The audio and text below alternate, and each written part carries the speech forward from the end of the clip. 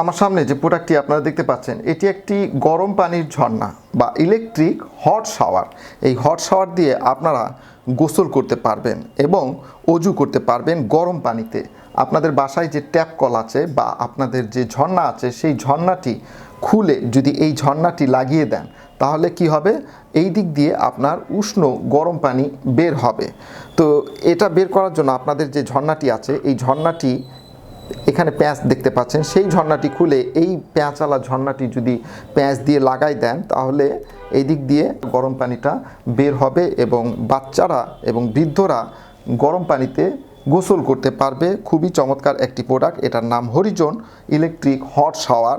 এই শাওয়ারটি এখানে যে আপনারা দেখতে পাচ্ছেন পারদটি, এটাই আপনার পাইপের ভিতরে থাকবে, পানির মধ্যে ডুবে থাকবে এবং এটাই আপনার সে পানিটাকে গরম করবে। পাশাপাশি আপনারা দেখতে পাচ্ছেন একটি পাইপ দেওয়া আছে, এই পাইপটি অজু করার জন্য।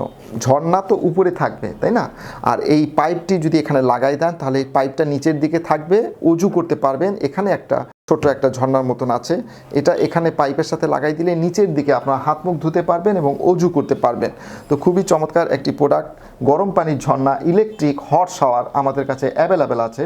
আমাদের ভিডিওর উপরে ডিসপ্লেতে যে নাম্বারটি আপনারা দেখতে পাচ্ছেন, ইমো নাম্বার, হোয়াটসঅ্যাপ নাম্বার, সেই নাম্বারে যোগাযোগ করে এই প্রোডাক্টটিকে বাংলাদেশের যে কোনো জায়গা থেকে অর্ডার করতে পারবেন।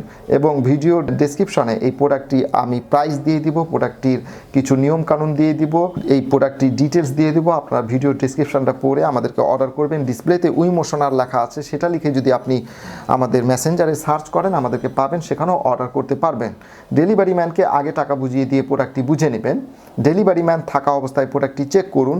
ডেলিভারি ম্যান চলে আসার পর কোনো অভিযোগ গ্রহণ করা হবে না।